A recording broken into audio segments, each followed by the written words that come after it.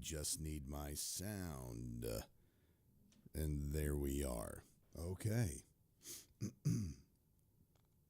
That is not. Oh, there it is.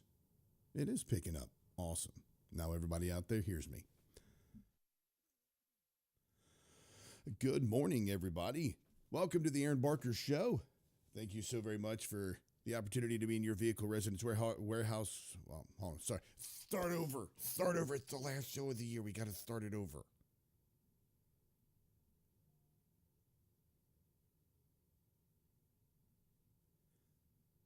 Welcome to the Aaron Barker Show. Thank you so much for the opportunity to be in your vehicle, residence, warehouse, farmhouse, henhouse, outhouse, or doghouse, wherever it is you may be listening to the broadcast today. The last show of 2025, the last official Aaron Barker Show of 2025. Of course, you'll be seeing my beautiful face on socials all week. If you're following me there, that's going to be on Facebook, Vocal, Twitter, X. Still haven't gotten used to calling that X.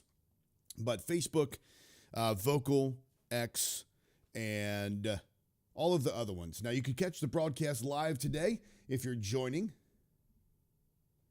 the program this morning. We're very grateful to have you on here. You can join us on Vocal by going to vocal.com, VOCL.com. You can join the broadcast over there. You can also head on over to Rumble and watch the show there and join all the chats in all of these different places. And go to Facebook, where we are broadcasting live. Also, YouTube and DLive is where we're going to be. So a lot of stuff, I say a lot of stuff, but probably not as long of a broadcast today as what we normally do here. And a couple reasons for that.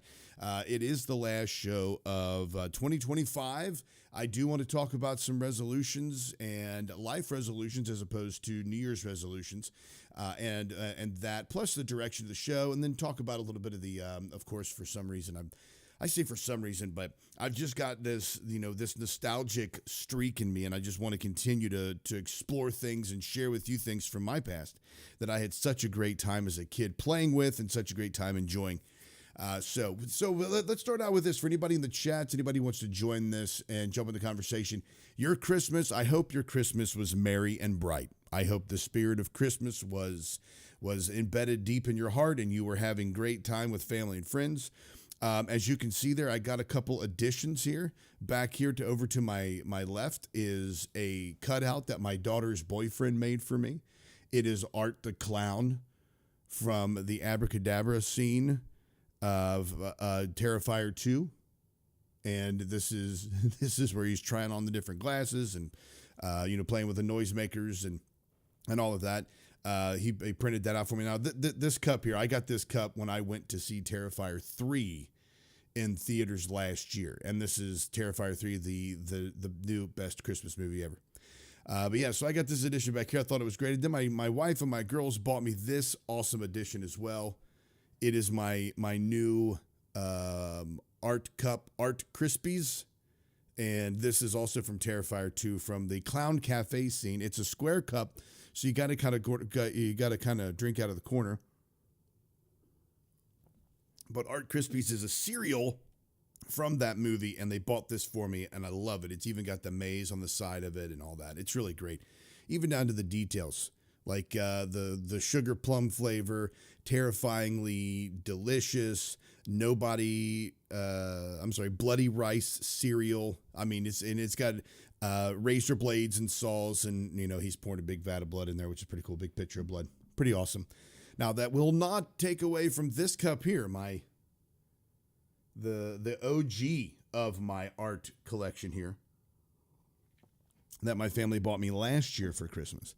So don't think that I'm going to get rid of that one. I am not. I'm just adding to my collection. And they also bought me this awesome lava lamp, which I didn't get started in enough time today. So you're going to probably see this pop sometime or start to lava at some point during the show today. My oldest daughter bought me this Sonic the Hedgehog and Knuckles and Tails lava lamp that you all have seen. I've had it here for about a year, and she bought that for me. But that's all part of the collection there. But anyway, those are a couple of the Christmas gifts that I got, and very, very happy about that. Very excited just to spend the time with family and to have that opportunity to kind of refresh with them and take some time to be together and to hang out as a family. And I believe also now this is something that's extremely important for everybody out there who does love Christmas and is happy or celebrates the entire season the way that I like it as well. I love this entire season. I've said this before. I love Halloween all the way, all of these holidays, Halloween, Thanksgiving, and Christmas. And it really is a struggle for me to determine if I like Halloween better than Christmas. And I know that a lot of Christians out there are going to lose their minds because I actually vocalize that. But Halloween to me is it's just an awesome holiday. It's fun. It is my daughter's favorite holiday. There is no doubt about that. And, I enjoy spending time with her. We enjoy doing costumes together. And I enjoy, of course, going trick-or-treating and such. We kind of passed the torch this year, as we talked about at the end of the Halloween season this past year. Passed the torch a little bit because she and her boyfriend, they wanted to go trick-or-treating a little bit together as well. So just so you know, I'm okay. I am not bothered by it. I think I'll get by. It's weird because your kids, they get to that age and you know that your kids, well, I do. My kids still like hanging out with us. I don't know why they like hanging out with their old man, but they still do like hanging out with us. And it is awesome to spend that time with them in any moment that they allow us to do that. Anytime that they want to hang out with us, I'm totally for that. Oh, that doesn't have a reader view. Doesn't have a reader view? No. That's a bummer. Yeah, use reader when available. There we go, is it?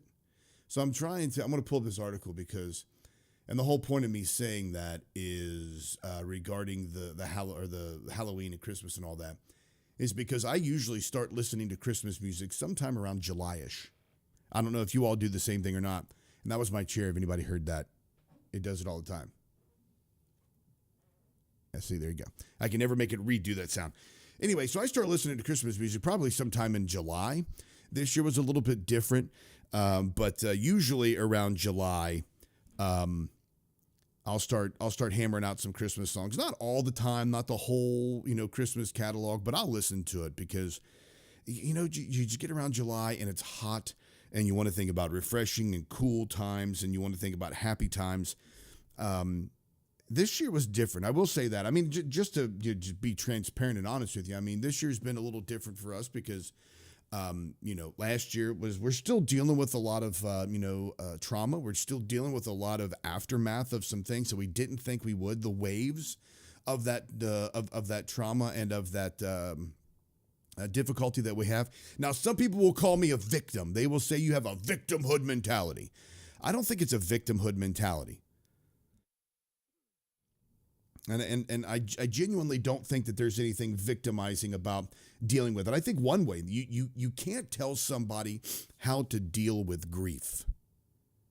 You can't tell somebody how to process grief. You can't tell somebody how to process their feelings. You can't tell somebody that they're not allowed to be upset in a certain way. And a lot of people are doing that, of course. We see that publicly right now. Somebody like Erica Kirk, who has to actually be public. I mean, kind of be public. Or I say that, but they have to be, is what I was trying to emphasize there. A lot of people are saying that Erica Kirk is not sad enough. And I can't be the person who says that you're not grieving properly. There are some weird things about that situation. I don't want to go into that because, again, I don't want to point fingers or question motives of certain people at all. But I do know that when you are told by people after you've gone through some type of traumatic experience or some type of difficult experience, when you're told by somebody, you need to move on. You need to get over it. Plenty of time has passed. You need to stop talking about it. Okay, we know that happened. All right, we get it. To dismiss somebody or not allow that person the proper time to grieve because, people are different.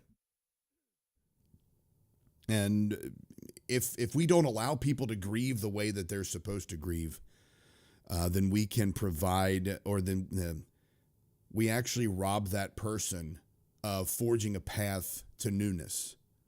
We rob that person of forging a path to a stronger moment in their life. Now, there are opportunities if you see your friend going down a self-destructive path. Absolutely. I'm not gonna say dive into those things. Go down the self-destructive path. If it's helping you get past your trauma, then go ahead and do some abuse there, like that. No, I'm not saying that at all.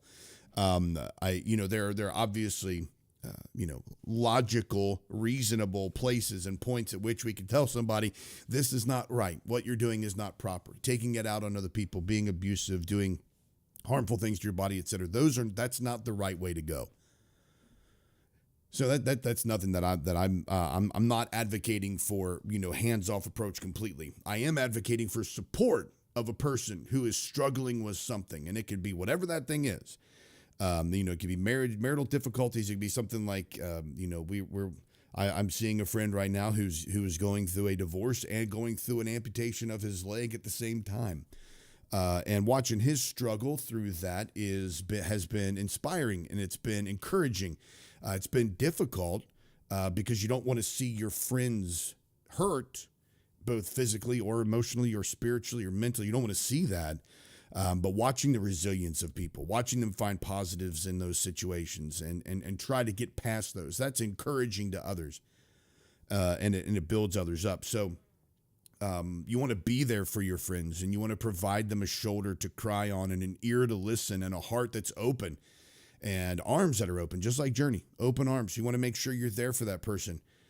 And I think the only time, and this is my opinion, you can sound off about this if you want to, I think the only time that we should step in and tell a person that they shouldn't grieve a certain way is when they're hurting others or hurting themselves. And otherwise, guidance and friendship are the big things to do that. But and I say all that because my family and I, we've gone through that.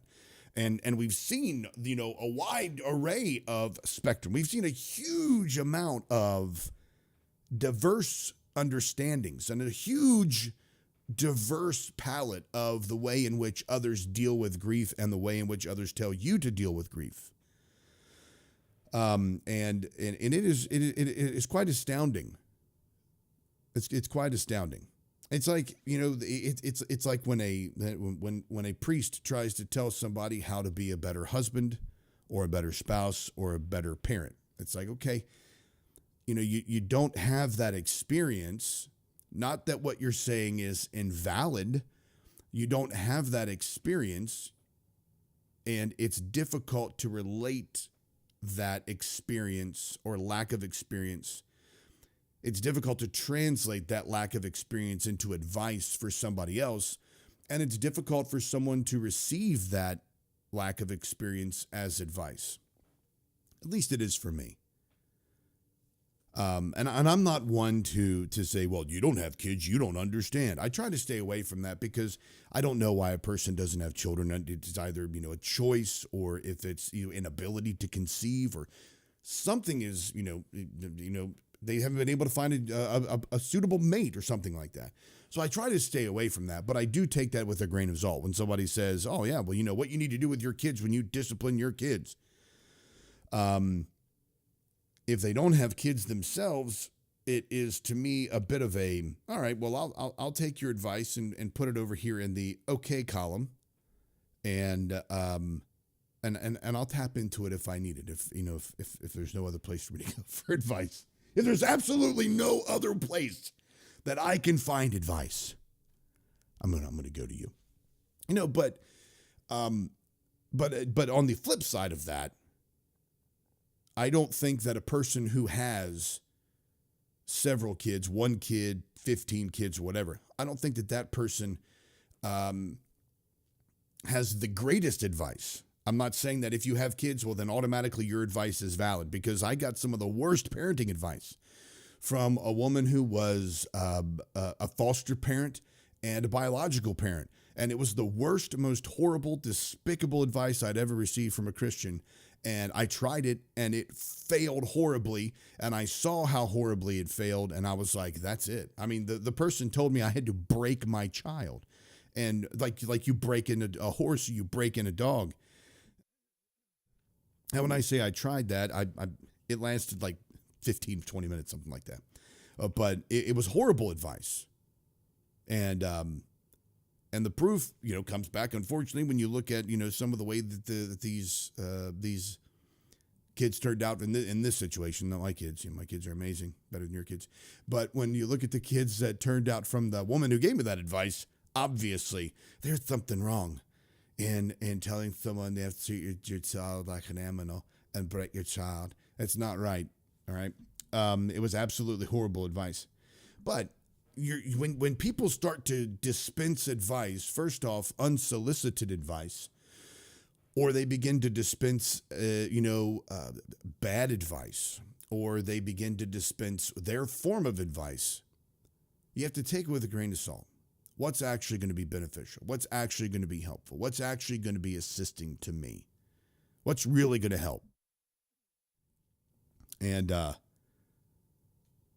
I say if you're going through a traumatic experience, find those friends. You'll know who they are. You'll know who they are. When you go through that traumatic event, you won't have to ask who your friends are. You won't have to seek them out. They'll show up. They'll be there. And when I say show up, it doesn't have to be necessarily a physical showing. It could be an emotional, a spiritual, a monetary. It could be, if they're long distance, it could be a text or a phone call. It could be support online. It could be, just your overall community. But you'll see your friends. They will be the ones who will be there.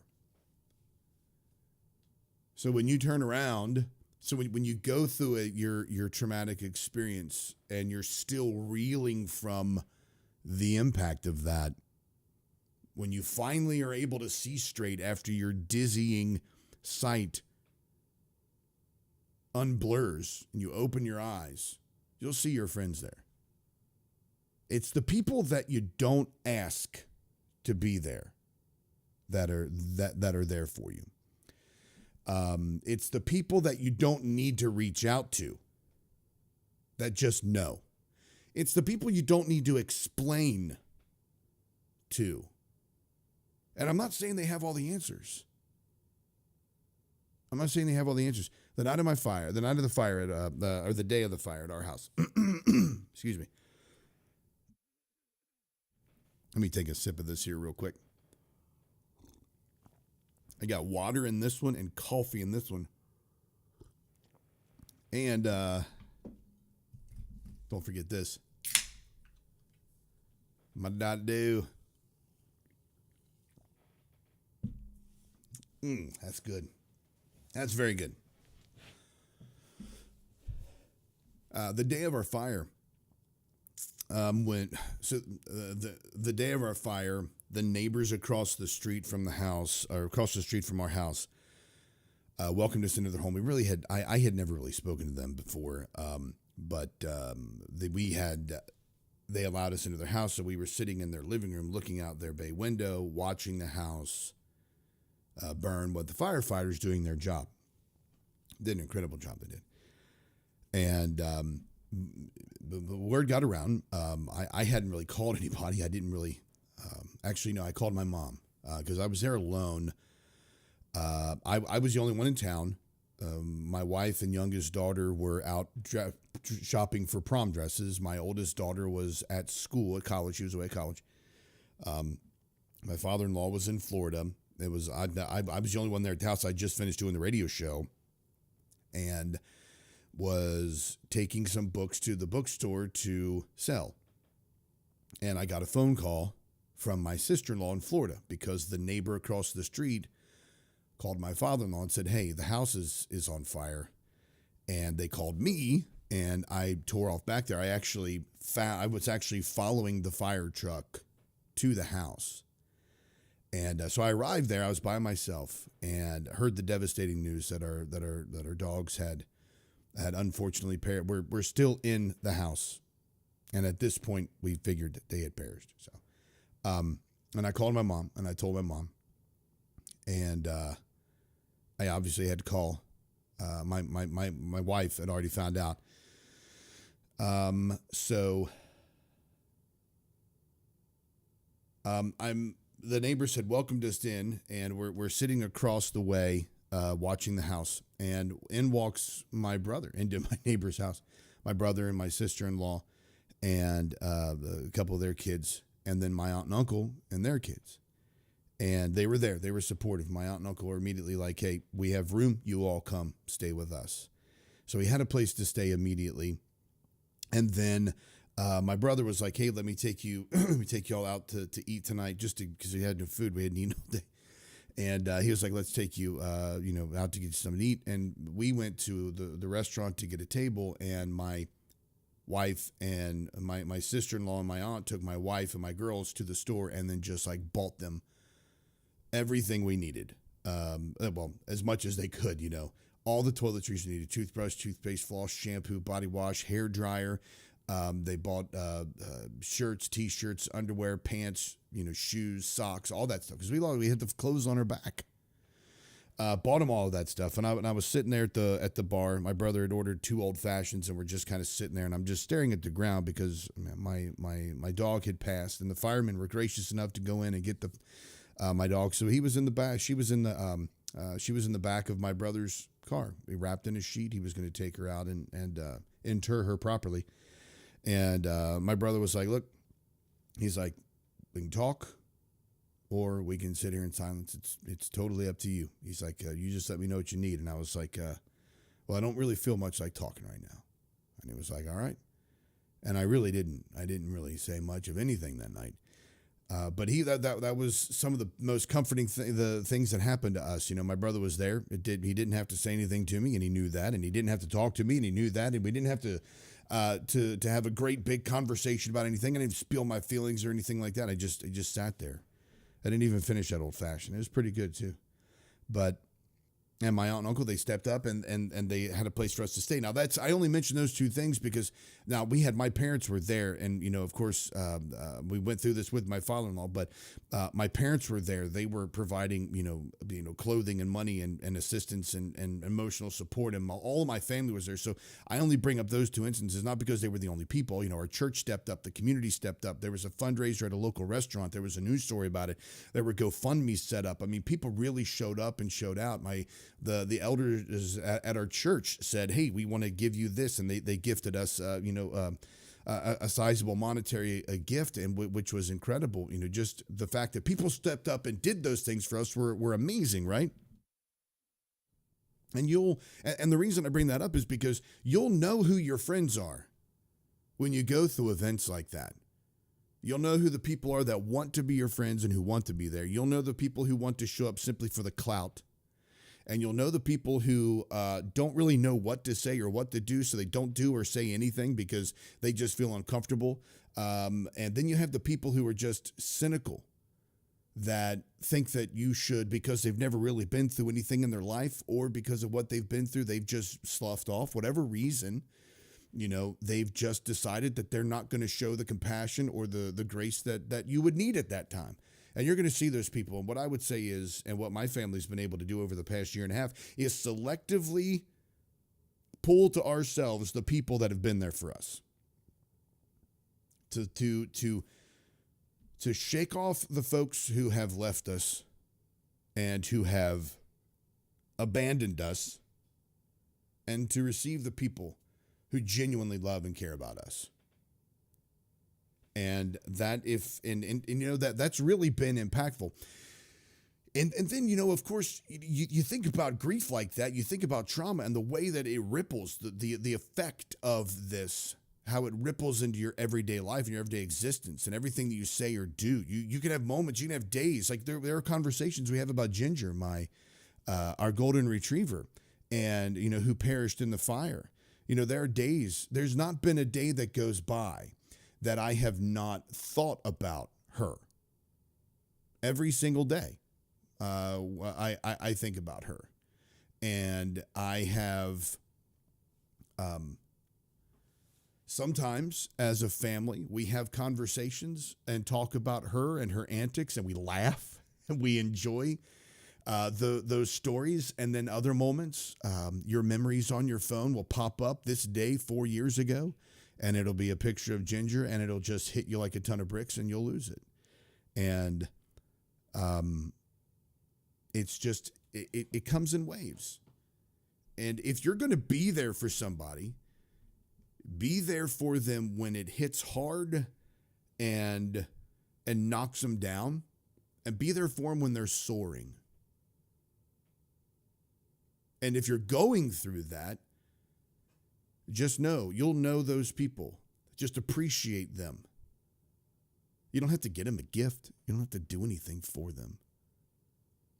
But just know that if they go through grief or they go through trauma, you now have a way through your experience to provide them assistance. And that assistance can come in myriad ways, whatever they need, right? And then don't forget, when other people go through traumatic experiences, that you can't compare your experience to another person's experience. You can't say, well, mine's worse than that person's, or that person is worse than my person's. You know, I thought that for a while. I got into this rut where I was like, you know what? I'm not really a rut. I got to this point where I'm like, you know what? Why am I so down? Why am I so upset? Why am I so depressed? Other people have been through worse things than me. That's not the right way to look at it.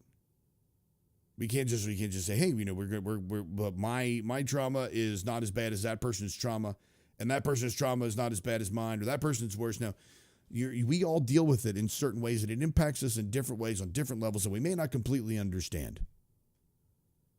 So have grace for yourself to grieve, to work through it, to process it, to talk about it. Listen to those people in your lives who are also struggling, who are also going through it, and relate. Find a way to relate. Don't find a way to trump their trauma with your trauma. Don't trauma compare. Don't one-up one another. You just listen, and then use your experience to be empathetic, to be kind, to be gracious, to be loving, to provide the same kind of support you either received or you didn't receive. And that was another realization. I wondered, have I been the friend to others that I've wanted others to be to me? That's helped out a lot. It's helped out with my grace for other people who haven't really showed up. And it's also helped out with my humility for knowing that I haven't been exactly what I needed to be for others. So there's all kinds of, this is a layered thing. And I don't really know how I got to talking about this. I think the reason I got off on this is because I was trying to find a way to show you this story I wanted to talk about, but not have all the advertisements in the background. So I needed a little bit of filler. But all of that to say, I have listened. I usually do listen to Christmas music. But this past year has been a little different, and I'm not going to lie. It's been different. It's been a little difficult, and we're working through it. We're struggling through it. We're fighting through it. We're trying to get through it, and that is and should be encouraging to other people as well as to myself. Here, what is going on here, man? This is really frustrating. Because this ad, I skipped the ad. There we go. All right, so here's the story I want to cover. And all of that I started out to get to to this story. So I apologize. I digress. Mariah Carey scores another win in a Christmas song lawsuit. Mariah Carey's been awarded $92,000 after a judge dismissed a copyright infringement lawsuit filed against her over her festive hit, All I Want for Christmas Is You. That's right. Very, very important news here. Country musician Andy Stone, who performs as Vince Vance, had sued Carey twice, alleging she copied his 1989 song, also titled All I Want for Christmas Is You, and sought $20 million in damages. I think that Kelly Clarkson also has a song called All I Want for Christmas Is You. And doesn't,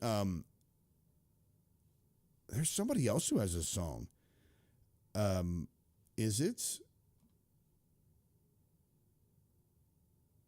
I think I'll have to find that out here. Anyway, The lawsuit was dismissed in March, and a new court documents reveal Stone was ordered to pay Carey $92,303.20 in sanctions, with the ruling stating the claim lacked merit and claimed to deter baseless lawsuits. Separately, Carey's "All I Want for Christmas Is You" was recently knocked off the top spot in U.S. Christmas chart by Wham's "Last Christmas," marking the first time another Christmas song has topped the chart since its 2020 launch. Despite the change in ranking, Carey's 3-decade-old anthem continues to dominate airwaves and generates an estimated $2.5 to $3 million in royalties annually. I've heard larger numbers than that. I've heard more numbers or higher numbers than that. So I'm not quite sure where they're getting those numbers. But how many songs are titled "All I Want for Christmas Is You"? Those are versions.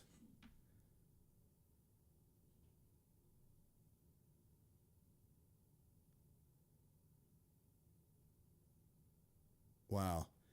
So, "All I Want for Christmas Is You" has been played 2,425,138,849 times on Spotify since its release on October 28th, 1994.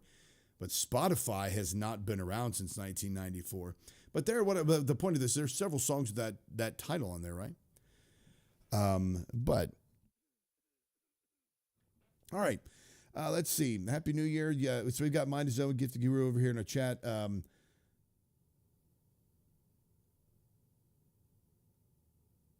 See, Zoe says, I think a couple people made that song before Carey crushed it and took it forever.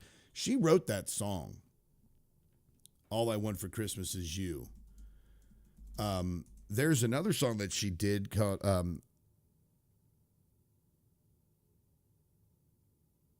there's another song that she did that was a cover of like an old Ronettes song, I believe. And that's where I think you might be thinking of there, Zoe.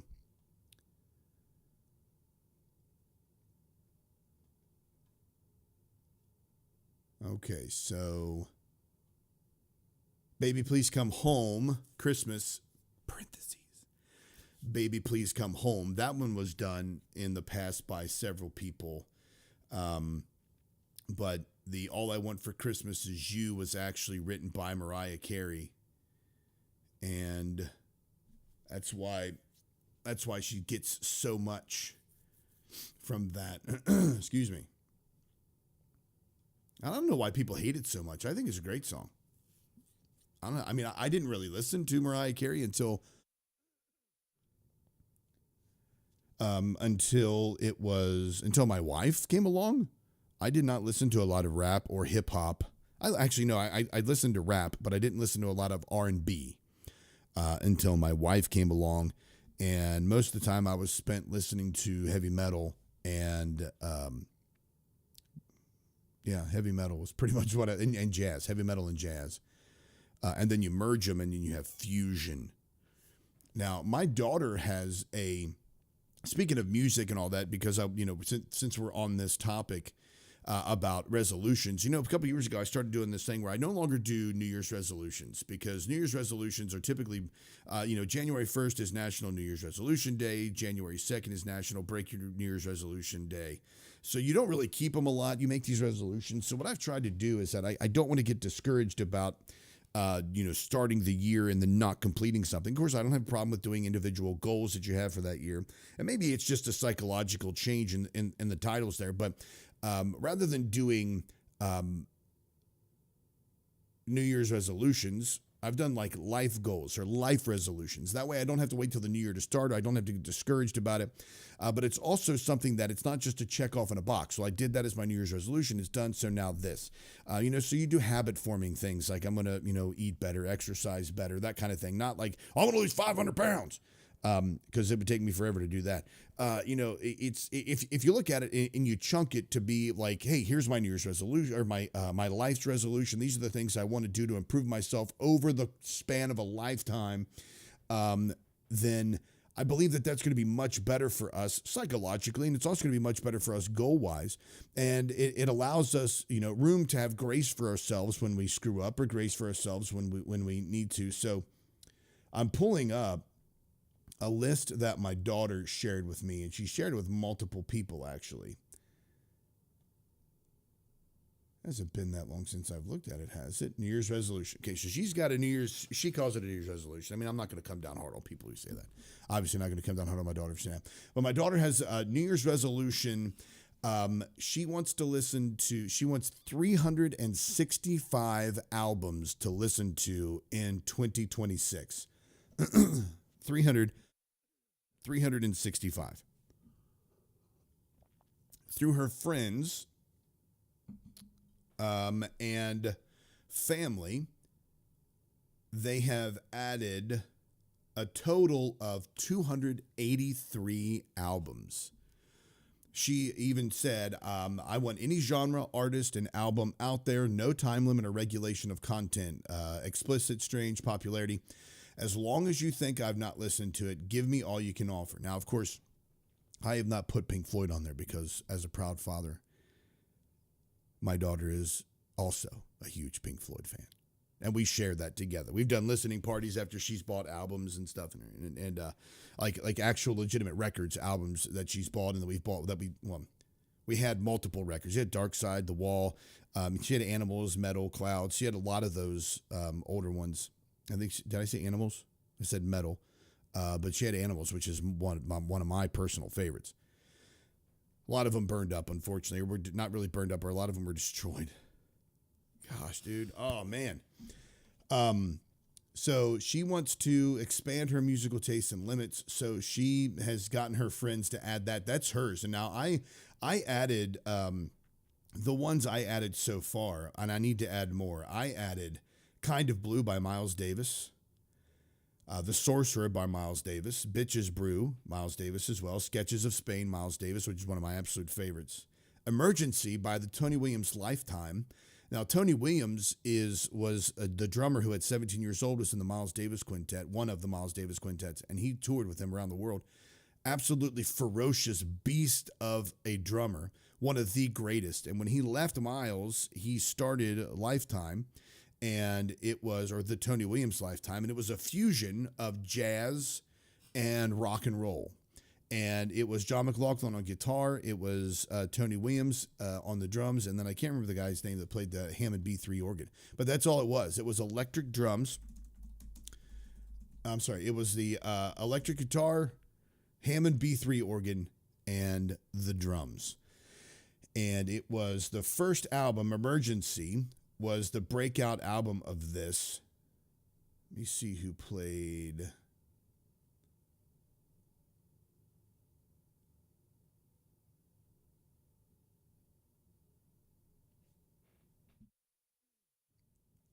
I know Ron Carter played with them, Stanley Clarke, Jean-Luc Ponty played with them. I can't remember who played the Hammond B3 on that first album. But it was an absolutely incredible album. But it switched. It was kind of like Bitches Brew with Jack DeJohnette on the drums as Miles Davis. But it was kind of that merging where Miles was always pushing music forward. He was always trying to find a way to take it from where it was to the next evolution of it. And he and Wynton Marsalis had kind of a kerfuffle because Wynton Marsalis, when he came on, extraordinary trumpet player, when he came on the scene, Wynton was trying to go back to the classics, the standards, the ballads, etc., and bring that era back. And Miles was like, why are you doing that? We've already done that before. Let's do something new. Let's continue to push this forward. Let's not go back to what we've done and rehash that. Let's just move forward. And it was his last album. Miles's last album was a fusion between hip hop and jazz. And that was released in I think he passed away in 91. Yeah, it was Doo-Bop was the album. And again, it's this really cool mixture between super mellow type jazz and not really mellow jazz, but it's this really cool mixture between jazz and hip hop. Easy Mo Bee was doing some of the vocals on there. They had some, really, really cool upbeat type hip hop songs, and then Miles was playing the trumpet in the background with that harmon mute that he fell in love with towards the end of his life. But the whole thing was just great. And if you don't know who Miles Davis is, you really need to check out who he was. He actually was in the movie Scrooged, by the way. He did a little cameo in there. He was playing on the street. As soon as you see his red trumpet with the gold writing, they show the bell, and he's got that red horn with the gold inscription. You're like, that's Miles Davis. You know it was. Excuse me. But Miles Davis passed away in 1991. That album was released in 92, and it was just the next step, the next evolution of sound and the merging of styles together. So you know what? I need to add that to the list from my daughter to listen to. And then I went to the Mahavishnu Orchestra, the Intermounting Flame. Incredible. That's what John McLaughlin started after he left Tony Williams' lifetime. And then a couple of, Bride albums, Snakes in the Playground, Scarecrow Messiah, Metallica, Kill 'Em All, Master of Puppets, Pawns and Kings by Alter Bridge. Those were the additions, but I need to add some more on there and, to kind of grow hers. But that's one of the things that she is doing for her New Year's resolution, is to expand her horizons. She's a media major, so she wants to expand her media consumption and take in more movies and the art of movies, cinematography, movie making, etc. That's what she wants to get into is a director of photography. She wants to be like a cinematographer, camera operator, etc., and be in charge of the way essentially that a movie looks, and it's going to be incredible. She's very talented at that. She's always been into that from a very young age. But anyway, so I also just to go on with a couple of my things here.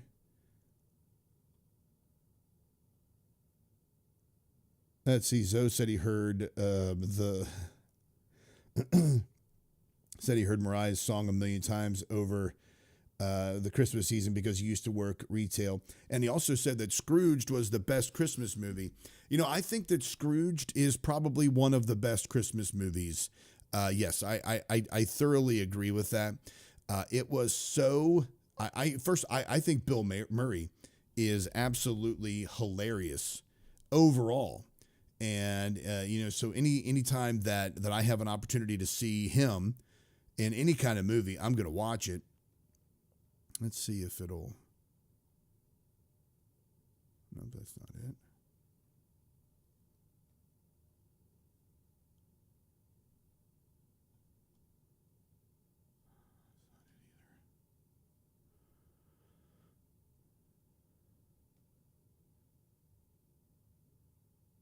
That's weird.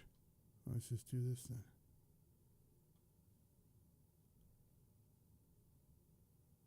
Nope, not that.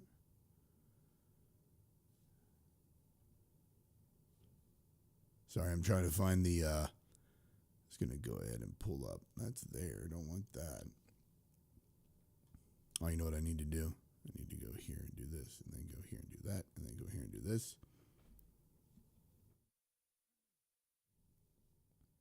Nope, still not it. Well, where did you go? Blast it.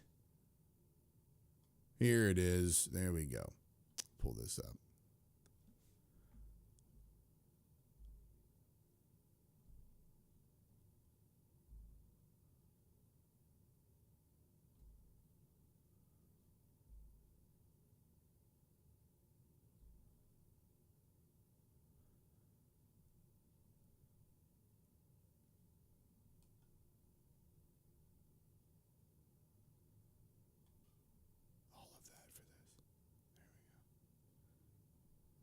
Yeah, I would say Scrooged is probably one of my favorite Christmas movies as well. I love the take on the how it's extremely similar to Scrooge, but I love the fact that they acknowledge that it was a take off of Ebenezer Scrooge and Charles Dickens' A Christmas Carol. I did read A Christmas Carol for the first time. I actually read the book this year.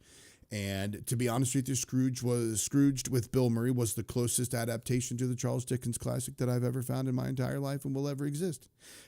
But the movie was awesome. I loved, I loved how they took their own take on the entire situation. I loved how it was actually happening at the same time as they were doing this live broadcast of Scrooged.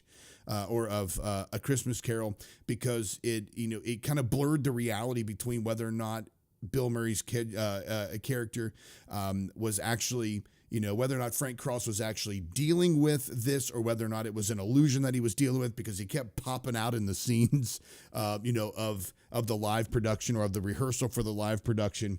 And I thought it was, I thought it was great.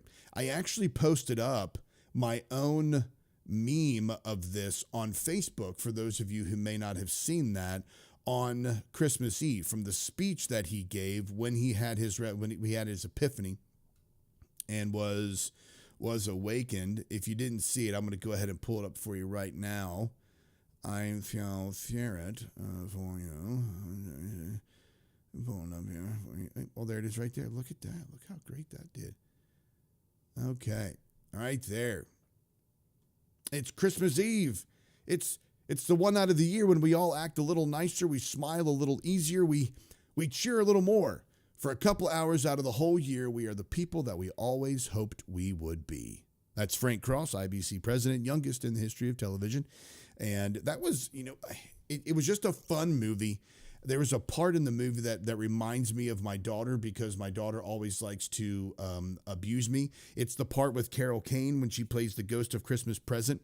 So Carol Kane plays the Ghost of Christmas Present, and she's abusive. She's like constantly fighting with and beating on Bill Murray. And, because sometimes you got to smack the people to get their attention. And I showed my daughter that clip, just the scene of the Ghost of Christmas Present, because I was like, this reminds me of you. I'm going to be one of those elders that are abused by their children. But it reminded me so much of her. And then, of course, David Johansen was in that, and the person that everybody always gets mixed up with, Mick Jagger. He was not in, what is the movie with Emilio Estevez? And he is a race car driver, and he is, what is the name of that? Free Jack. Free Jack is what it's called. Free Jack. And let me look it up here real quick. Mick Jagger actually was. So, in Scrooged, David Johansen, who is the lead singer of the New York Dolls, was the lead singer of the New York Dolls punk band, was the Ghost of Christmas Past. He was the taxi cab driver. And people always get him mixed up with Mick Jagger. Now, when I say people always get him mixed up, maybe I just mean I always got him mixed up with Mick Jagger. But Mick Jagger was in Free Jack with Emilio Estevez. And if you don't remember Free Jack with Emilio Estevez, it was like this simulated car crash with him. And Mick Jagger was, who did Mick Jagger play in that movie? I'm going to have to, Rene Russo's in that? I forgot about that. Anyway, so auto racer Alex Furlong is snatched by time travel a split second before a fatal explosion by Mick Jagger's 21st century team of techies who plan to sell his healthy body to an ailing rich man at McCandless Corporation for a mind transfer. He escapes but has no rights in this nightmare future of violence and sleaze. The story continues his survival and his attempt to revive his relationship with fiancée Julie, Rene Russo, now 15 years older and an executive at McCandless. So he's, right before he dies, he's snatched out of his car before it blows up in this car accident, and he's taken to the future, and they want to use his body. Mick Jagger wants to use his body to sell as a healthy specimen for this executive. And for some reason, they don't use the same blood that runs through Mick Jagger's veins, which somehow preserves him and prevents him from kicking it. But anyway, yeah, Scrooged is awesome. So New Year's resolutions. Let me jump in here a little quick. Oh, absolutely. B.B. King is in no way a bad selection there, Zoe. I think B.B. King would be tremendous. My dad met B.B. King years ago in Cincinnati.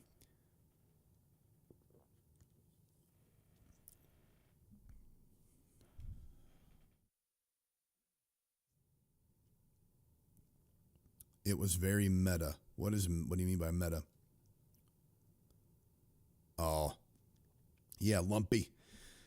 That was great. She, the woman who plays his love interest in that, Karen Allen, she's also the mom in The Sandlot. And there are characters like that, if you've noticed, who kind of plays, because there was also the woman that was the executive in that with him, was also a mom. And it was Mary Ellen Trainor. She was the mom in Goonies. She was also in Lethal Weapon, and she was in, what else was she in? She was in Romancing the Stone. Death Becomes Her. Interesting. She's still around? No, she passed away. I didn't know that. Mary Ellen Trainor passed away in 2015. No way. I did not know that.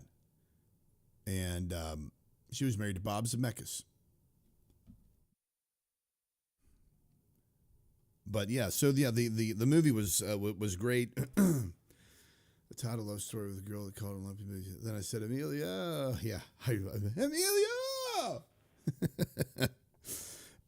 Yeah, that was awesome. I don't think she wasn't in. Mary Ellen Trainor was not in Indiana Jones. The one that you're thinking of, I know you're thinking of the Indiana Jones and the Temple of Doom. Temple of Doom. No, you're thinking Last Crusade. Because he's with, no, it was the Temple of Doom, because he was with Data from Goonies. It was in 1984. Kate Capshaw. Kate Capshaw. She played Willie Scott in that. That's who it was. So, no, I know. Mary Ellen Trainor was not in Temple of Doom. That was Kate Capshaw. I'm gonna have to remember these names because we got 2 trivia games for Christmas, and my daughters got 2 trivia games for Christmas from their aunt. One is a horror movie trivia, and I'm learning I need to watch more horror movies. And then the other one is a category error, is what it's called. And you have 3 subject cards, and you have 1 letter card. Let me get the description here.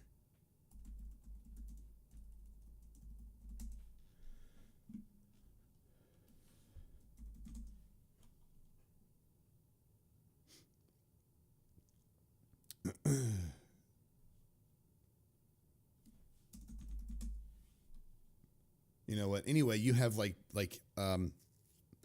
production,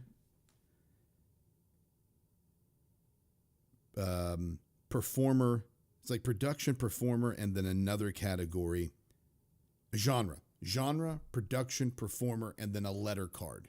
You flip the letter card over. Let's say that letter is I, and then the genre is adventure, and the performers are, let's say, Kate Capshaw and Harrison Ford, and then the last card is the production, and it's like, you know, where it was, if it was set in a foreign country or set in the United States or something like that. And then in each of those categories, you have to take that letter I and find a movie, actor, character, something that goes with that section or that card that begins with the letter I. So if it's a letter I in a movie about adventure, you can do Indiana Jones and the Temple of Doom. If it's the second category, you could do, like, actually, you know what? If it's adventure, you could do, Independence Day. And then for Harrison Ford and Kate Capshaw, you could do Indiana Jones, because that's the movie, that's a movie that involves those people. Or, it doesn't have to involve both of them, but just one of them with the subject or character or something that has that letter starting with I. And then the same thing with the production. And it's very difficult. It's very difficult to do. But my daughter's got those games for Christmas, so we're going to have to learn a lot more about those, because we're finding out that we can't remember a lot of the stuff when we're asked those questions in trivia games. But so I digress. Regarding New Year's resolutions and my take on life resolutions, a couple of things that I'm going to start doing and are going to impact the show, but in a positive and better way. When I started doing the last year after the fire, I'm not sure if we have some new listeners. So we had the house fire, and then about 6 weeks later after the house fire, I had an appendectomy on a Saturday, and I went home on a Sunday. And then that following week, I continued to get sicker and sicker. And what had happened was by that Friday, my mom was in the hospital. I was not even well enough to go see my mom. So we went back to the hospital Saturday morning and found out that I actually had an abscess that developed because of the appendectomy. And then I developed sepsis. So I was in the hospital for 13 days with a drain sticking out of my side, on constant watch by the infectious disease center, and on sepsis protocol and all this stuff. So I was in a rough way. I was knocking on death's door, and I was. During this time, I was at the lowest spiritual, emotional time of my life. I just lost everything in a house fire. Now I am in a hospital, unable to help with the moving and getting my daughter back from college and moving from the temporary housing into the new house and all of that stuff, or the newer house, and all of that stuff. I mean, it was just all hitting me like a ton of bricks. Well, I came out of that, and in June, it was in May, I came out of the hospital. I came out of that, rolled right into June, and June was for me a month. I was like, let's be encouraging to other people. Let's be uplifting to other people. Let's build other people up. Let's find ways to be positive, and let's produce better content. This is what my idea was in my head. And it was about the show. I wanted to be a part of assistance. I wanted to be a part of the positivity and the help and the encouragement of the country and of people, rather than the destruction or destructive nature, destructive posts, or destructive content. I did not want to add to the noise. And it led to some difficult conversations with myself. It led to some difficult conversations with previous co-hosts. It led to difficult conversations with family members. That there were changes that were happening, and I was trying my best to balance the line between being a kind, gracious, loving person and being someone who does value telling the truth and does value being as honest and always confronting circumstances and situations as I should, and as we should as people. And I'm going to pull up a scripture here because I want to make sure that I covered this actually covered this a couple of weeks ago on the show.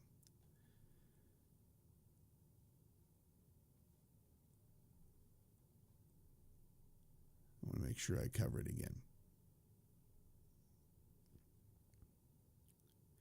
But there was a period of time, and I was legitimately fighting as best as I possibly could to get myself into a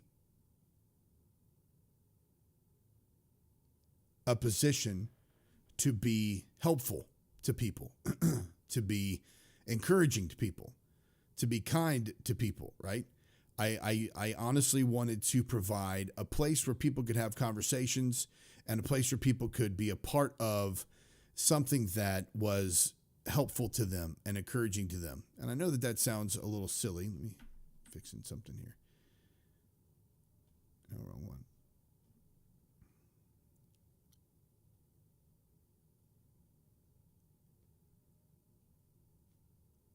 Why is that doing that?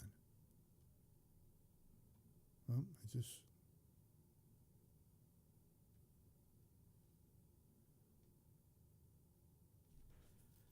hold on a second here, folks. I'm sorry. I'm trying to get this, excuse me, trying to get this added here so that I can properly display what I want to show you all. There we go. There we go. There we go.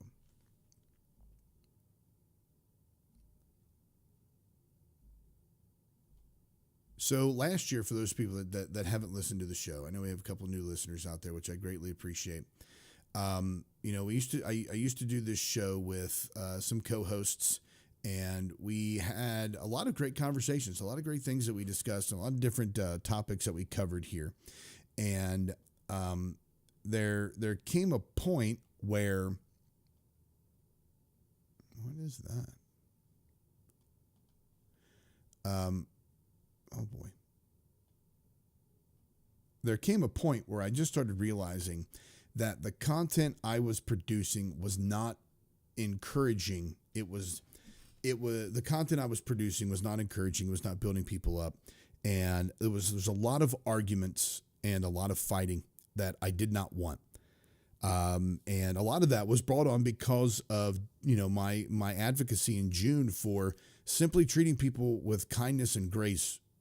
Because during Pride Month, a lot of people explode. Christians fill their feeds with all kinds of memes and posts of hatred and anger and vitriol towards the LGBTQ community. And I thought, I believe it's offensive. I don't think you're going to win people to Christ or win people to your cause or change minds by being offensive to them and who they are as people. And knowing people within that community myself and being friends with them and loving people in that community and having listeners in that community and knowing what the gospel is and knowing what we all need, I was speaking out against that, and people didn't like it.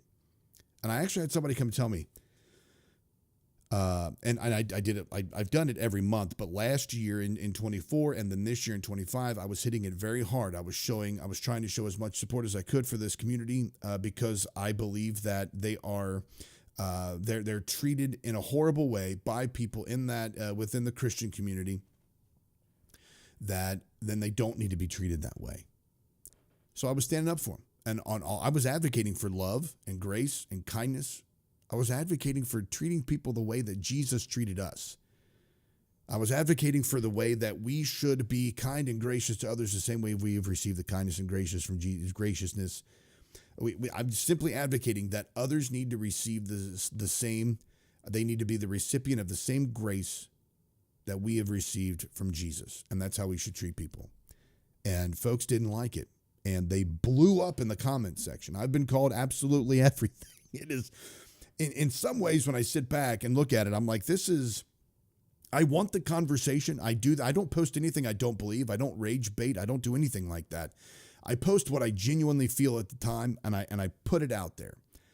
The way that people respond is a glimpse into the way that people think about others and the way that people think about their own faith and the way that they display that to the world.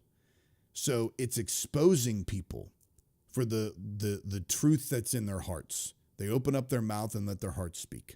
That's what Jesus says. From the abundance of the mouth, from the abundance of the heart, the mouth speaks. So what you feel in your heart, what you think in your heart, you're going to say it. And it's going to come out in snide remarks, backhanded comments, straightforward statements. And it'll try to be passed off as, well, I'm just being truthful. I'm just sharing the truth. I'm direct. I'm forward. No, you're a dick. That's really what it is. You're just a douche. And I've tried to point that out to people. They don't appreciate that very much. But one of the things that has stuck with me is that although I'm posting, and I'm still going to continue to post those types of memes and encouragement to folks to be loving and kind and gracious towards others, because that's what Jesus did. One of the things that really stuck with me was a friend of mine who is in the LGBTQ community. I was talking to her one day, and she was like, look, I appreciate what you're doing. She's like, we need that, and I thank you, and I appreciate that. She was like, what I can't take is the comments. She said, why reading those, it makes me realize how far we still have to go.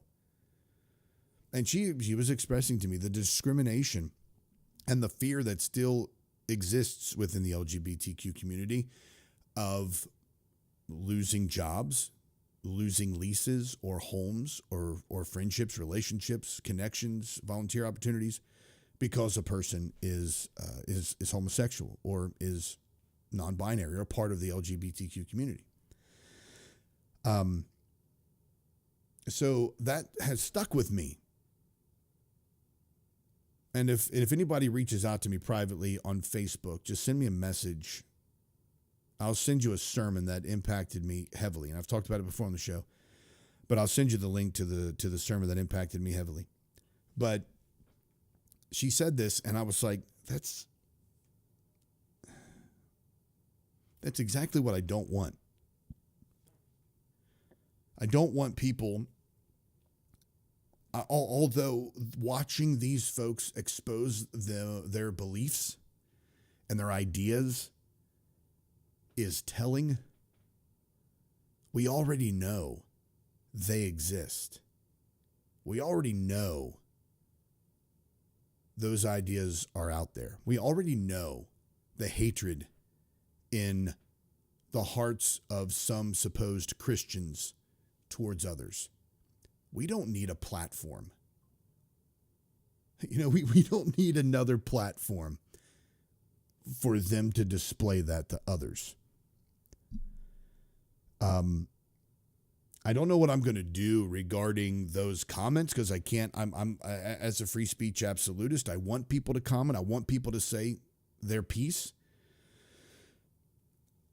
but I don't want to be the one who encourages it or invites it.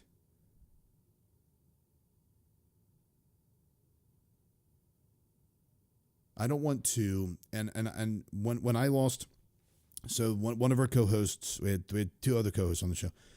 One of the co-hosts left in September last year. The other one left in May, I think April, May, and she left because she had contractual obligations elsewhere, and she had some opportunities she had to take, and I totally understand that. And the other co-host left. And he had some stuff that he had to take care of. So this is not a bash against them. This isn't me revealing something that you all don't know. All of that stuff will still be kept secret. No, but what I'm trying to say is when they left, I decided to take a summer break. And I was like, you know what I'm going to do? I'm going to try to come back after this break, and I'm going to be different than what I have been before. I don't want to add to the noise.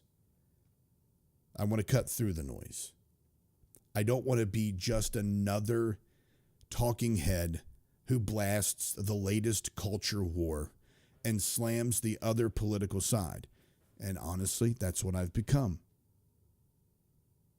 I mean, I came back from my summer break. I've been doing the show, 2-3 months? I can't remember exactly.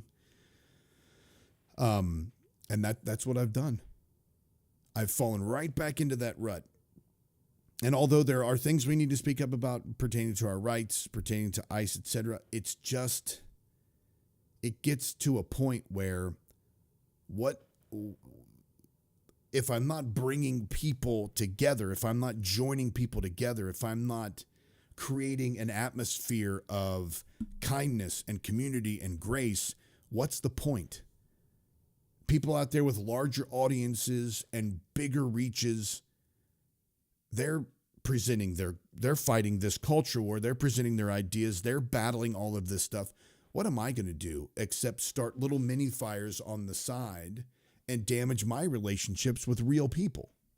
Because honestly, these big, huge accounts, you got millions of followers and you got millions of viewers and all that. Not that I wouldn't want that. I'd absolutely want that.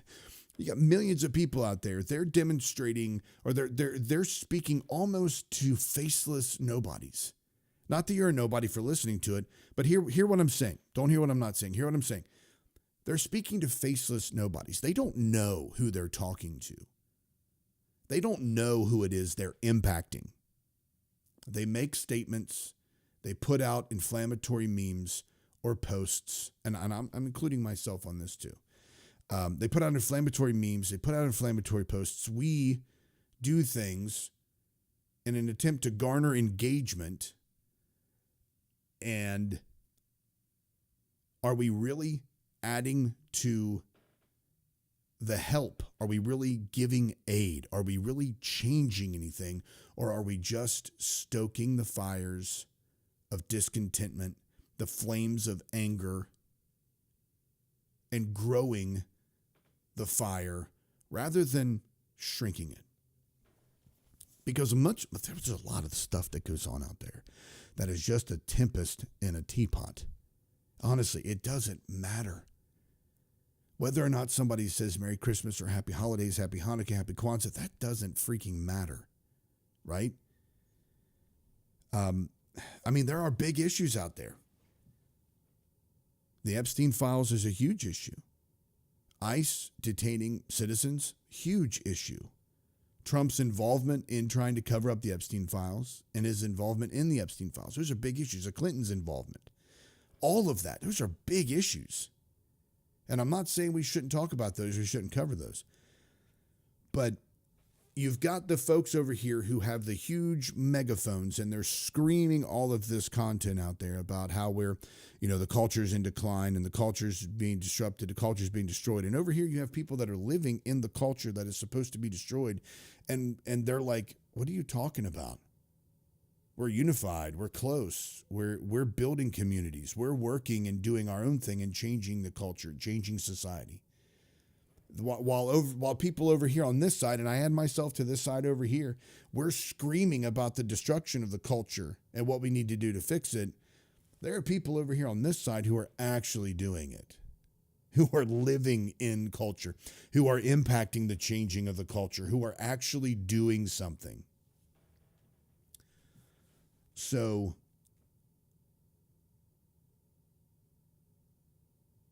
after assessing that, how can I cut through the noise and build the community rather than destroying the community? One of the ways, this is one of my favorite passages of scripture of all time, and it has so much truth in it. This is a life resolution. Even if you're not a Christian, as you read through this passage, there is nothing in this passage which is wrong, which should not be practiced by people, which is incorrect. There's nothing in this passage that if I presented to you, somebody could be like, oh, no, that's dumb. It's Ephesians 4, beginning in verse 29. So Ephesians 4:29, let no evil talk come out of your mouths, only what is good for building up, as there is need. So I'm actually going to read that again because there's a comma there. Let no evil talk come out of your mouths, but only what is good for building up, as there is need, so that your words may give grace to those who hear. Any objections yet? Anybody objecting to that yet? And do not grieve the Holy Spirit of God, with which you are marked with a seal for the day of redemption. Okay, now some people argue about that, but put away from you all bitterness and wrath and anger and wrangling and slander, together with all malice. Be kind to one another, tender-hearted, forgiving one another, as God in Christ Jesus has forgiven you. And I say in Christ Jesus because that was the old version of the passage that I used to read.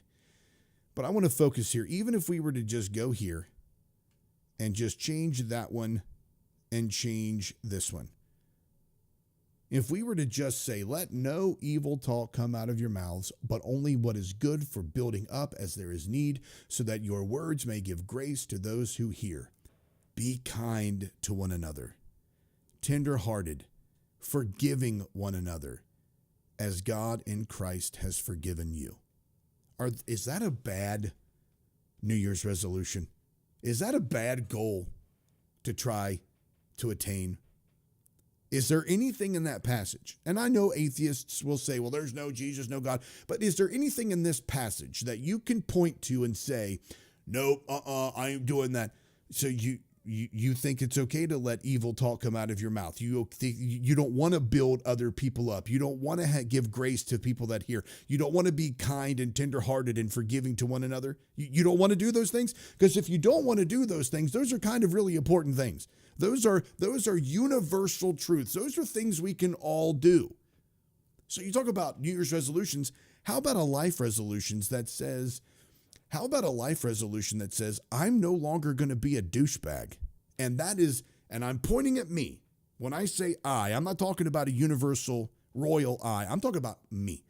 I am going to strive to let no evil talk come out of my mouth, but only the things that build up, so I can give grace to the hearers. I want to be kind to other people and tenderhearted and forgiving of other people, even as God in Christ Jesus has forgiven me. That's my life resolution. What's your life resolution? Can you look at that passage and say nothing there is positive, nothing there is helpful? When you look at this passage of Scripture, it is convicting, it is encouraging, it is humbling, it is strengthening, and it is full of hope. And that's what I want to do. How can we do this every single day? Not just on social media. Social media is just, social media is fake. When people put stuff out there, you honestly think, do they really genuinely believe the stuff that they're saying here? Do they genuinely think what they're saying on social media?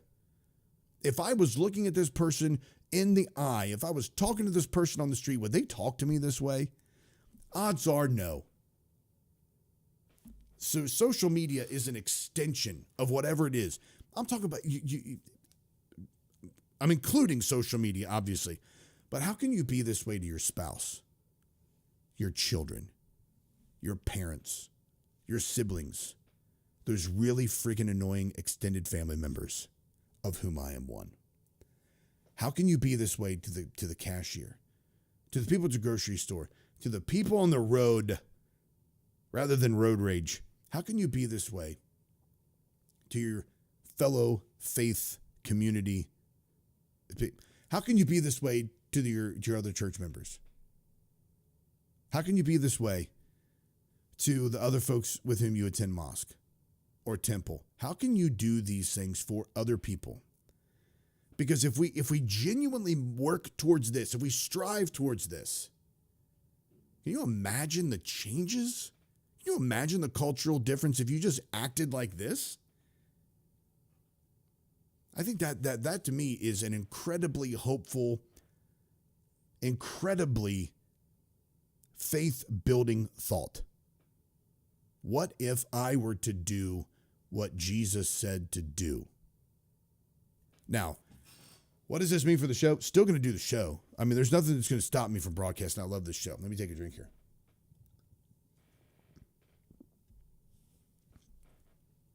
Still going to broadcast the show. I'm not going anywhere. Lord willing, I'm going to be right here. You're going to see some changes in the structure, some changes in the content, some changes in the presentation. I didn't do the music today. That has nothing to do with this, because there are different aspects of this. For some reason, I know the guys in Last Troubadour, and they gave me permission 10 years ago, in February, 10 years ago, to use their music. And I used the Last Troubadour, Destiny, as my opener for the past 10 years. There was a period of time where I didn't.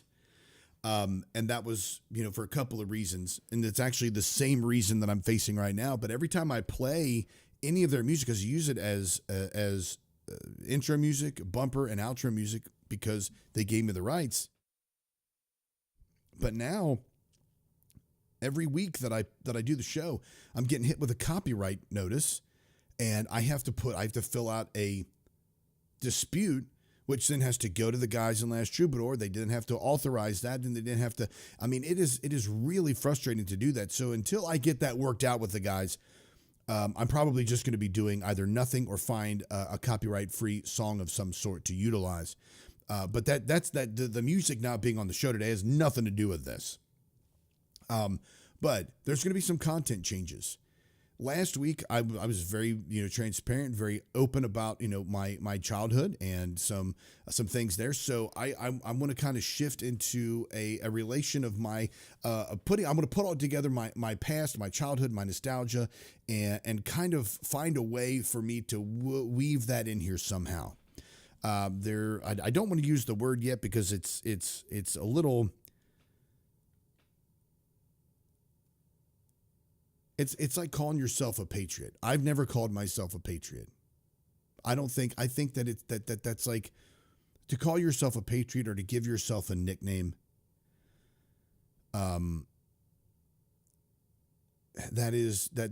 kind of it's kind of taboo, I think.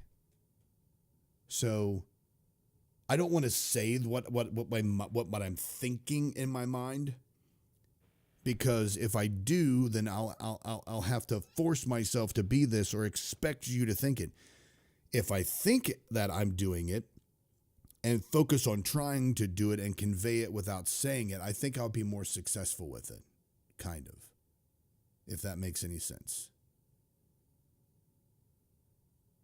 And I liken it to this, and I'm not likening myself to Rush Limbaugh at all. But one of the things I always thought was great about Rush Limbaugh's ability to communicate was he talked about conservatism. He was an extremely optimistic person. He loved our country, and he said that a lot. He loved our country, but when you tuned into his show, you didn't really hear a lot of, all right, now we as conservatives, let's look at this like this, or let's look at it like this. Now, what are we going to do as conservatives when it comes to, it was never a bullet pointed, I'm going to tell you what you should think as a conservative. It's just, you knew that his perspective was a conservative Republican perspective, a traditionalist conservative Republican perspective, and you never had to ask that, and he never had to say it. You just knew that was the foundation. And I think that's what set him apart from a lot of other folks. Art Bell was, I think, the GOAT, and I do think better than Rush. But the thing that Art Bell always had was he had this sense of amazement and wonder and curiosity. But he never got on the show and said, all right, well, I'm amazed and I'm in awe and I'm so curious about this, so let's talk about this. He operated with that as his internal compass. So I think if I act with an internal compass of what my goal is and then try to communicate that by doing it, then then at that point, I think I'll be able to communicate it better. Hey, Audrey, thanks for joining us. No problem that you're late. It's quite all right. And I'm not even sure how long it's been since you've been here. So welcome back to the show. Welcome to the show Saturday. It's great to see you. The Aaron Barker Show, just being me. Maybe that's that's a real good way to think about that, Audrey, because I strive to be on air what I am in real life. I mean, essentially what you get here on air is what you get in real life. I absolutely strive for that. And that's what I'm going to try to do. I'm going to do my best to be encouraging for the rest of my life. That's a life resolution, to continue on with that passage and to do that. So the changes you're going to see in the show, hopefully will be marked. You'll be able to tell that there's a difference.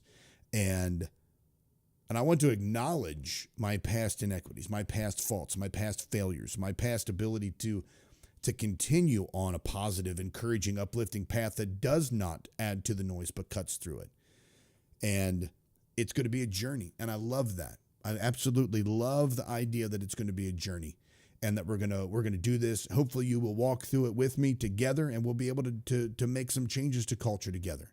And we'll be able to strengthen one another and encourage one another and be a joy to be around. All right. That's my New Year's resolution. No, I'm sorry. That's my life's resolution. And for those of you who have joined the show this year, I know that you're newer here. I know that we have some new listeners that may not really be in the chats. I really appreciate the fact that you all have stayed with the show during the ebbs and flows and the changes that we had. Last year at this time it was just Erica and I, and previous to that it was me, Brian, and Erica, or Aaron, Brian, and Erica. And we had that three perspective there, and it was enjoyable. And hopefully, as the changes continue, you all will still remain here, and it'll be a positive, encouraging change. And we'll have something for everybody, and we'll get together and we'll hang out and we'll find a way to build one another up and create a community rather than fighting against each other. Now knowing that, this next topic might actually breed a little bit of the anger and frustration. I do really like that, by the way, Audrey. The Aaron Barker Show, just being me. On my Substack, which, by the way, if you would be so kind, if you haven't already, if you go to aaronbarker.substack.com, or if you just simply type in breakdradio.com, that is still tied.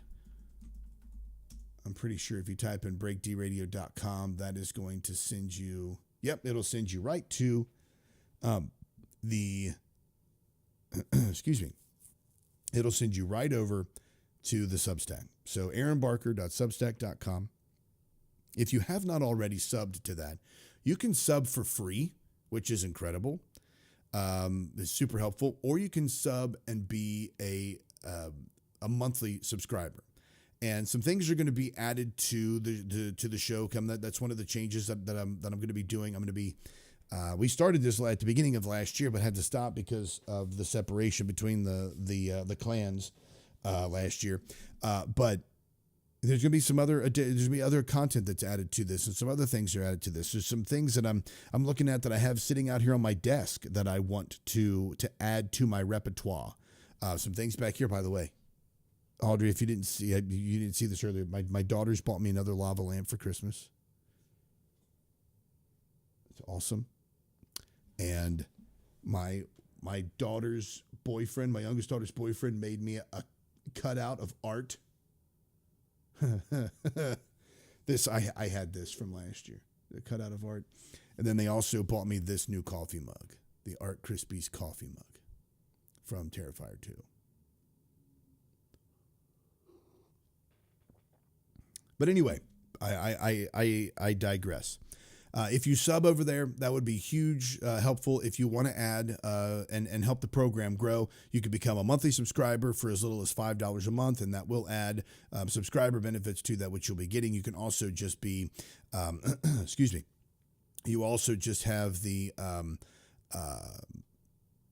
sub, the email, which will send out when the show is released, the podcast is released, etc. You'll be able to share that, sharing that with us as well.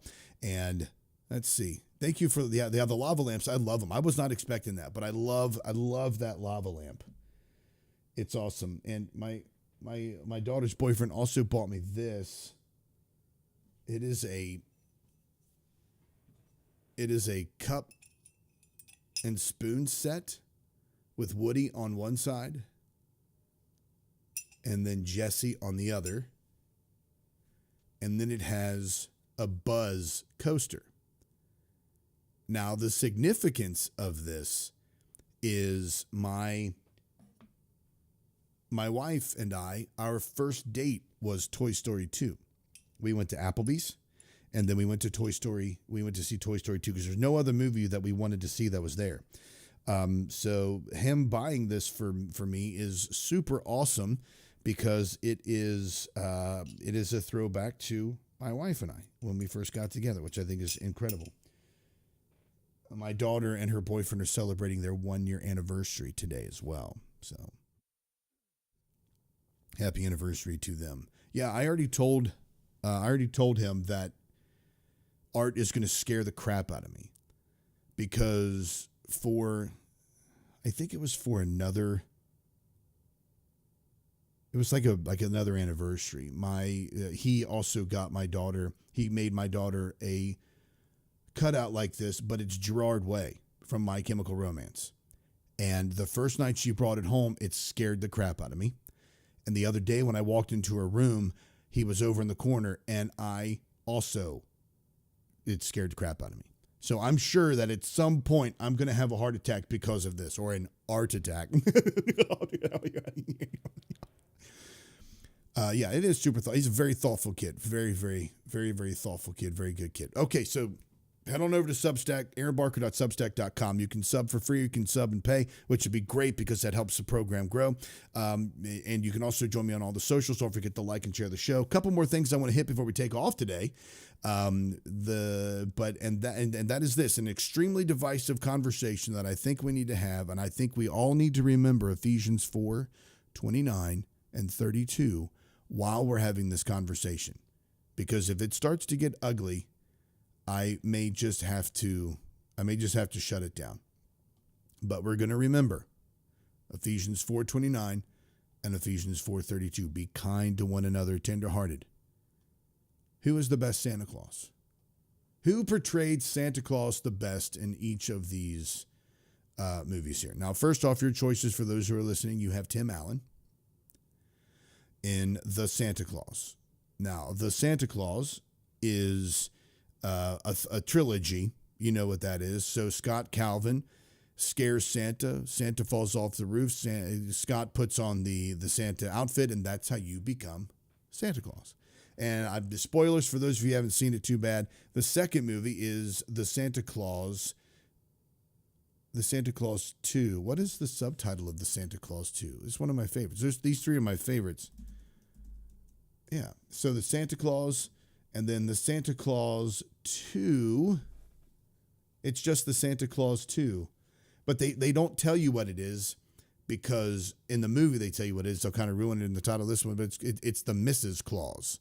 So he has to get married. If he doesn't get married, he starts what's called the desantification process, and he becomes a regular person again, and Christmas ceases to exist. And then the Santa Claus 3 is the escape clause. And that's my oldest daughter's favorite because she loves Martin Short. And it is absolutely hilarious to their chemistry together, Martin Short and Tim Allen. So you've got that choice. You've got Kurt Russell in the Christmas Chronicles and the Christmas Chronicles 2. Both of those movies are great additions to any Christmas at all. So this is any Christmas movie catalog.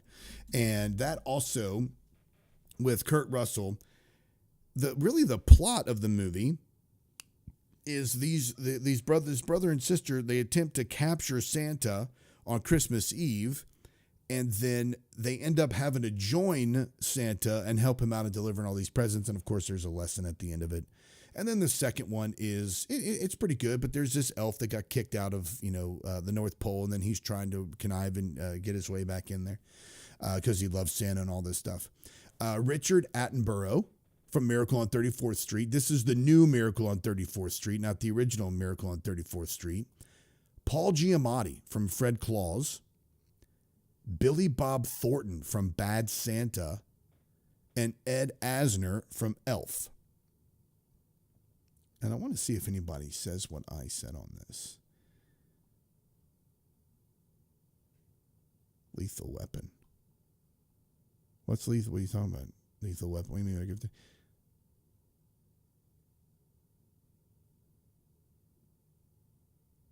Oh. Of course, Audrey, we will do that. Don't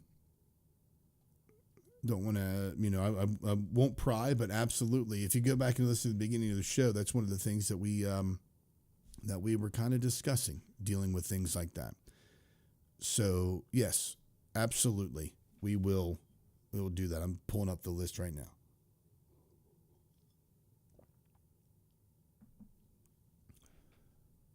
Create one here. Then I'll reach out to Deb as well.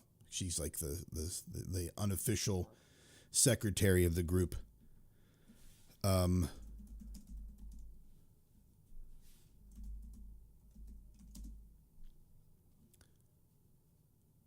Absolutely. Thank you for being open with that and telling us that, Audrey. We will definitely add you to that.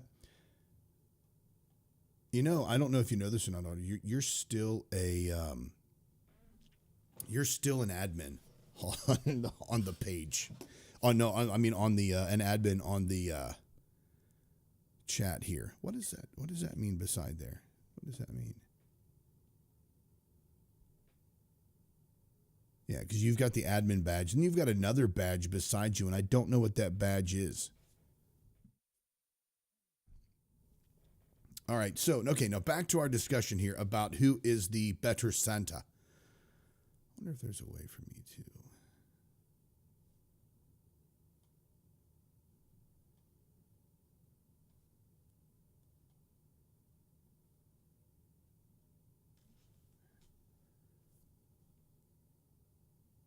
Oh, no, not a problem. So I know you are. Absolutely. And for that, Audrey.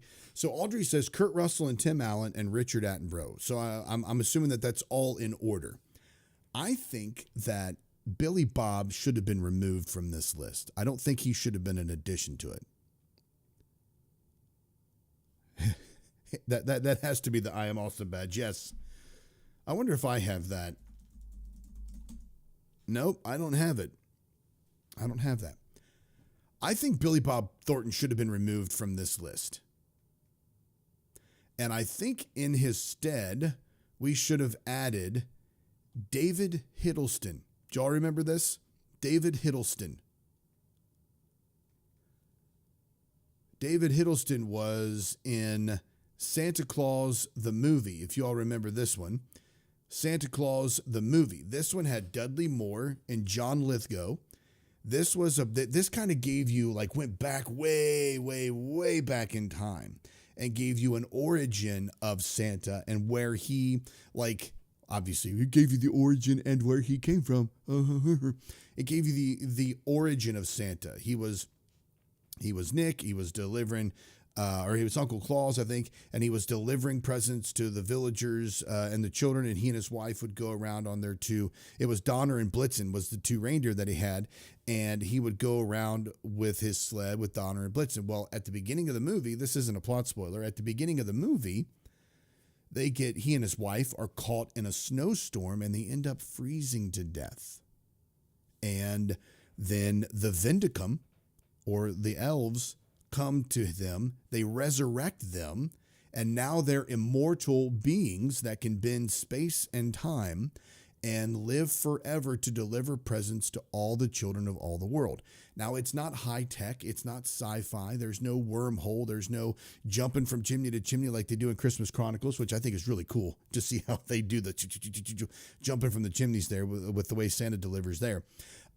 It's no chimney appearance. They don't do any of the chimney appearances or anything like that, like in the Santa Claus. He's just up one minute, down the chimney the next, and then he's on his sled. But this is my mom's favorite Christmas movie, and I'm partial to his portrayal of Santa. Now, out of the choice that we had, I would say Tim Allen was really good because I think he's sarcastic, he's funny. I think that he embodies Santa when they put all that makeup on. I thought it was great. The only thing that I think, and I don't think it would edge out the two. I think what makes them almost even in these is that David Hiddleston was actually a larger guy, like heavyweight guy. So it wasn't a suit that did that. It wasn't prosthetics that did that. He was actually jolly like that, and he had the long beard. Oh, by the way, so then as you see Santa and Mrs. Claus delivering the presents, it shows you through all the centuries and then ends in the 80s. And the movie came out, I believe, in 1986 or 87. Santa Claus, the movie. And I love how it's definitive like that. It's like Santa Claus, the movie. 1985. The movie came out in 1985. And it's got, when you watch it, it's got that warm, nostalgic feeling. It's got that cinematography that just hugs you like you're a kid watching it for the first time in 1985. And I think he does a great job of embodying Santa, the spirit of Santa. And he gets a little melancholy in the movie. And Dudley Moore is great in it. John Lithgow, always awesome. It's just fun. It's just a fun movie. It's a little more on the serious side. However, it is thoroughly enjoyable. So I would recommend that you look at that. So for me, out of this list of who the best Santa is, out of this list that is provided on this particular meme, I'm going to be Team Tim Allen all the way. All the way. If you were to add David Hiddleston to it, I would be like, please don't make me answer this question. But I would probably say, oh my goodness, why did I do this to myself? Why did I do this to myself? Why did I allow myself? You know what? It's not even, it's a different list. So David Hiddleston on a different list. If you replace Tim Allen with David Hiddleston, he would win. But if you replace David Hiddleston with Tim Allen, he would win. So that's what I'm going to do. That's where I'm going to. I'm just going to be a wuss on this one. I'm not going to take a legitimate stand.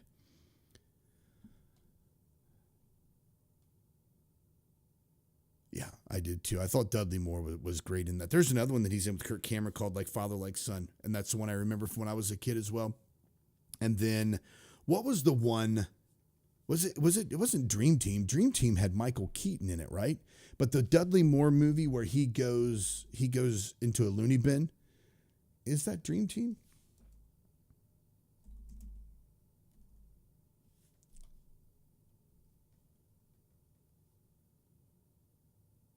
was Peter Boyle.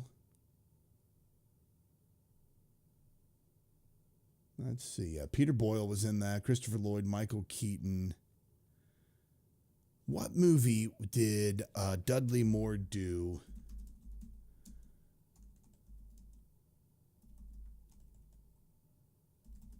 Where he was a mental patient. Crazy People. Oh, I haven't thought about that movie in years. That's Daryl Hannah. Paul Reiser's in that. Wow, those are some big actors back then.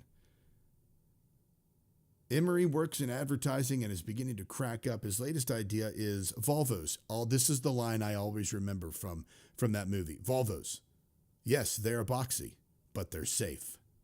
This doesn't go down too well with the boss, so Emery is sent to a psychiatric hospital to recover. Meanwhile, back at the office, Emery's work is accidentally sent to the printers. His ads are a huge success, but now he has fallen for another patient, Kathy, so he doesn't want to leave. Quintessential 80, it's actually came out in 1990, but quintessential like at the end of the 90s type, at the end of the 80s type movie, perfect for that. Like Father Like Son, also that was a great one. That has Kirk Cameron in it. Very fun movies. Very fun movies. Let's see what we got here in the comments.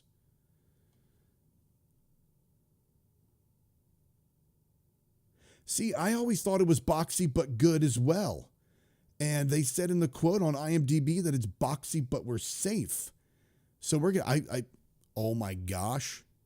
They're Mandela affecting us, Zoe. We need to find that out if they're doing that to us. Look at that. We need to find out if that's what they're doing to us, because I will not stand to be Mandela boxed.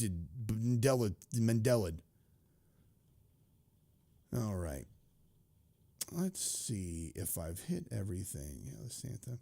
I do want to cover this, but and this is because last week when we talked about, get rid of that one. We talked about, sorry, I'm pulling up my next topic here.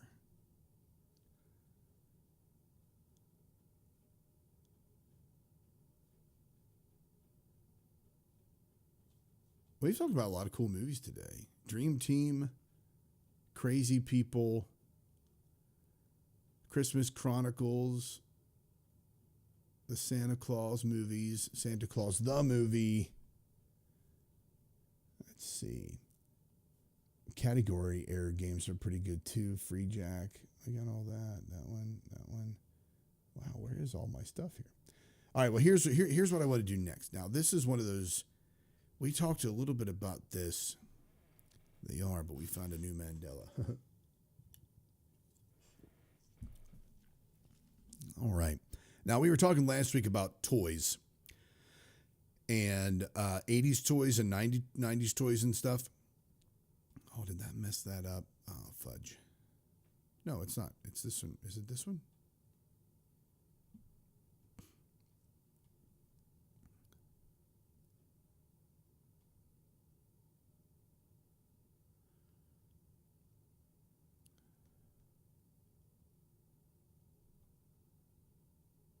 Sorry, I'm trying to. I had this all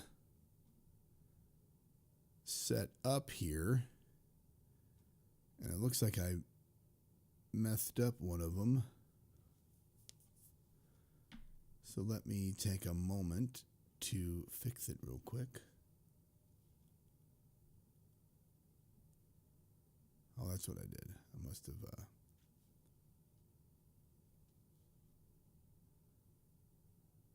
No, not that one.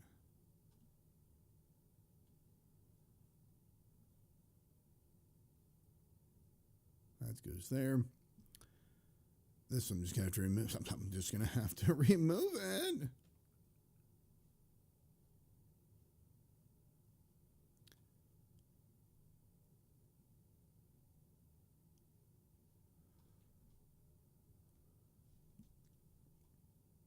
My apologies to y'all.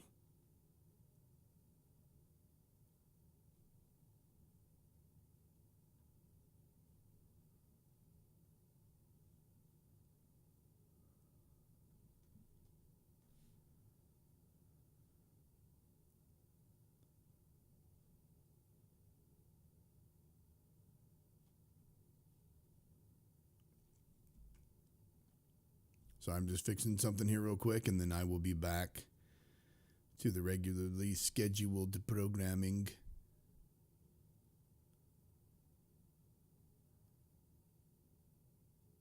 All right, here we go. We were talking about vintage toys last week, and it just got me thinking about the toys that I used to have, because we talked about Thundercats and then the Ninja Turtles, Castle Grayskull, Snake Mountain. If you all remember this one, let's go here and then do this. You remember this? The G.I. Joe Headquarters Command Center, fully equipped to fight Destro Major. Sorry, I can't read that from back here what it says, because I'm old. Man, am I getting old. Here we go. Fully equipped to fight Destro, Major Blood, and the evil Cobra Command. That's so awesome. This obviously is the box of what it used to look like, of what it came in the vintage box. If you remember, here's the actual Command Center set. Now, this, looking back on this, just how awesome this toy was. And there wasn't a lot in this toy that was super detailed. Like here you got the big 50 cal in the front. You've got the steel structures. You've got these guns that are set up here with the shields and the turrets there. And you've got the walls and the structure that are around it. If you go to, let's flip on to the next one here. This is the helicopter landing pad on the side. I mean, look at that. Then you had to get the G.I. Joe helicopter, the chopper to land on that. That was the helipad.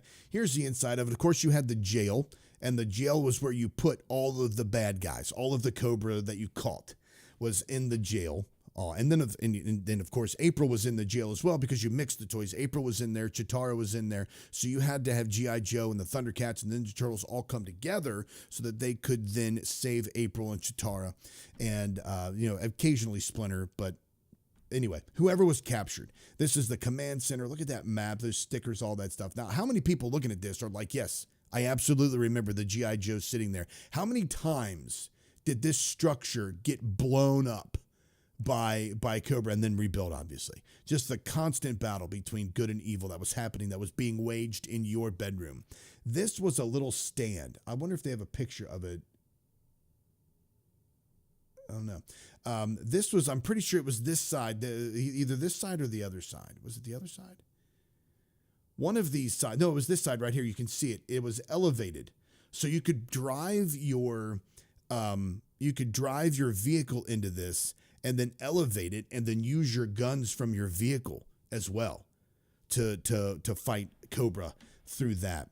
And then, as mentioned, you got your jail cell there. And then this side was where you parked your other vehicles and did your work onto those with a pit, because everybody had to get their repairs after a battle with Cobra. They had their front there with the big 50 cal guns, as we pointed out earlier. And then the back, your storage bin where you put all your guns and stuff right there. The amount of times that I've thought about this particular playset over the years, and the amount of times that I have thought about how the Ninja Turtles would rescue April, or they would join forces with one another because Cobra would raid the command center, and then they had to fight for their freedom and fight for the true American way and go back and get this and capture it back from Cobra. How many times, if you remember also the planes, they had planes in G.I. Joe, and they had these side panels that you would replace, and you would have a fixed looking airplane, but then you could replace these side panels and they looked like they had bullet holes in them, where you had been in a battle. So then you had to land the plane and then had to fix the plane. I mean, this whole thing was just incredible. This entire G.I. Joe playset was it was fun. It was hours of imagination. Now, this one, if you buy this one on eBay, it is $150. Now, it's my goal, because of over the years, through attrition and through moving and through my stupid giving away of stuff to people, I have made decisions where I've lost certain toys that I had that I absolutely loved. I think it's my goal I'm going to try to acquire a fraction of the toys that I used to have. I would love to get all my Ninja Turtle toys back, or at least as best as I can, or even the reproductions, because they're coming out with a new Technodrome, or they already released a new Technodrome, Krang and his android body. This is from the cartoon. Krang, his android body, the turtle sewer, the turtle wagon is also out. They've all these reissues of these toys. I would love to try to build up my toy collection again. Now, my wife doesn't know that part. I think I did tell her that last night.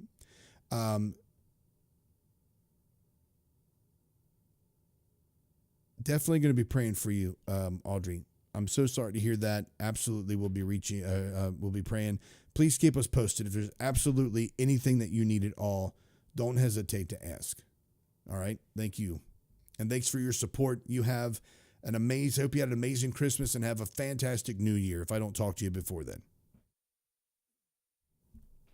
Anyway, but this G.I. Joe toy was hours of fun, hours of memories and creativity. And the best thing was when you took the best was when you were actually able to take your toys outside. Yeah. Now that seemed almost contraband, but when you were able to take your toys outside and play with them in the actual dirt and the grass, and you were driving your cars and flying your jet, you had all kinds of distance between you, because if you're inside, you have the distance in your room. If you're outside, you've got this entire world for you to have a battle with Cobra and a battle with Shredder and Krang and the Technodrome, all that stuff. You just take it out there, set it up, and turtles are all over the yard, and you're fighting, playing, ninja and everything. It was so fun and awesome. That was like the best landscape. Now back in the 80s, we had the 80s and 90s, we had like that shag carpet. So that provided some decent terrain. Our room had hardwood floors in it, and then just a rug over that. But it provided a little bit of terrain, but it was best when you were outside in the woods, in the dirt, in the mud. And although your toys got dirty, that's what they were for. They were for imagination. They were awesome. They were fun, and they were great.